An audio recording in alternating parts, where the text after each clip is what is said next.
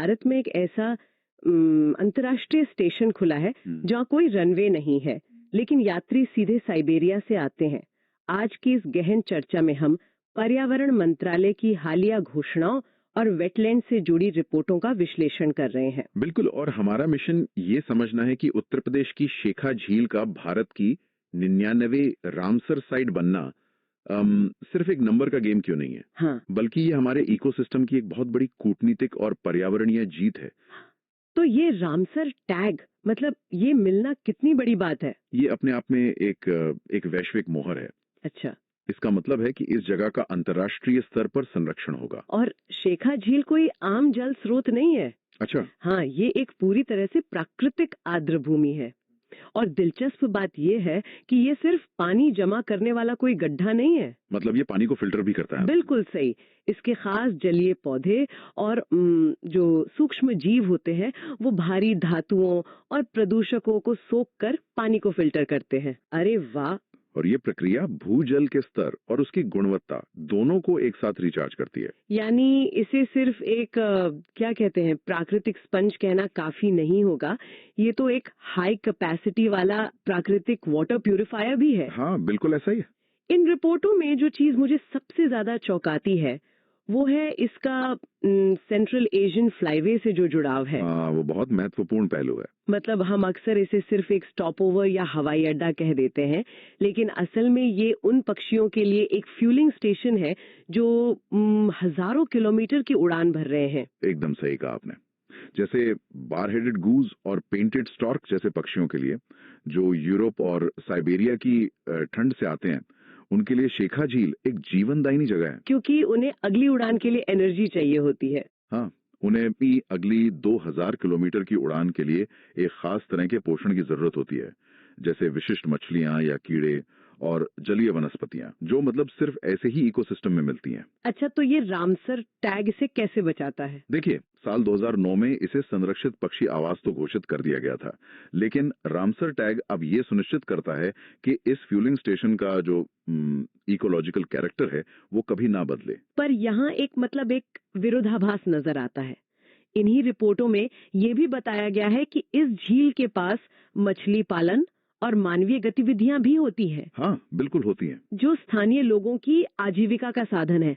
तो अगर ये साइबेरियाई पक्षियों के लिए इतना संवेदनशील फ्यूलिंग स्टेशन है, तो मानवीय दखलंदाजी और मछली पालन उनके इकोसिस्टम में खलल नहीं डालते?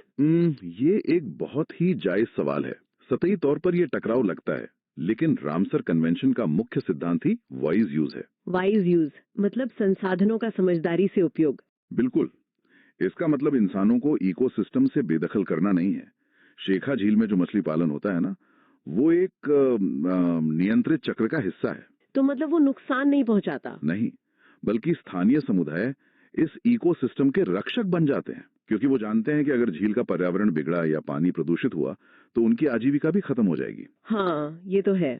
तो इंसान और पक्षी यहाँ एक ही खाद्य श्रृंखला पर निर्भर हैं, जो संरक्षण का एक बहुत ही टिकाऊ मॉडल बनाता है।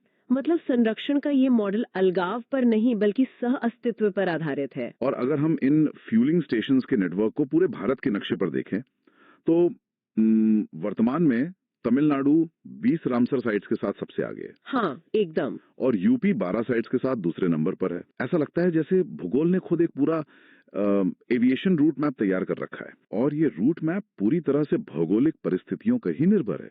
तमिलनाडु की लंबी तट रेखा और खारे पानी के लैगून सर्दियों में आने वाले पक्षियों के लिए एक विशाल लैंडिंग जोन बनाते हैं। और यूपी में? यूपी गंगा और उसकी सहायक नदियों के मैदानी इलाके में है।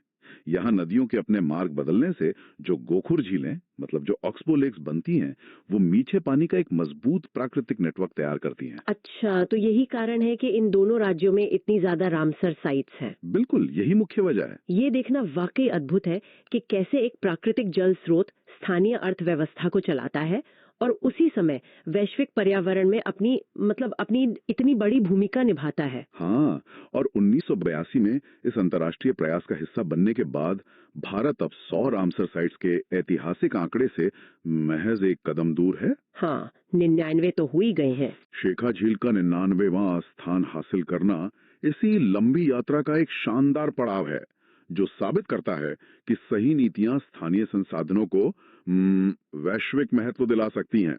बिल्कुल। लेकिन इस चर्चा को खत्म करने से पहले एक विचारणीय सवाल है। हाँ, बताइए। आज हम इन आर्द्र भूमियों को अंतर्राष्ट्रीय मेहमानों के लिए सुरक्षित तो कर रहे हैं, मगर जलवायु परिवर्तन के कारण तापमान और हवा के पैटर्न तेजी से बदल रहे हैं। ये एक बहुत बड़ी चिंता का विषय है। तो अगर भविष्य में इन प्रवासी पक्षियों के सदियों पुराने हवाई मार्ग ही बदल गए, तो क्या आज की ये सुरक्षित जगहें भविष्य में भी अपने इन मेहमानों की मेजबानी कर पाएंगी, या हमें संरक्षण के नए नक्शे बनाने पड़ेंगे? इस पर विचार जरूर होना चाहिए।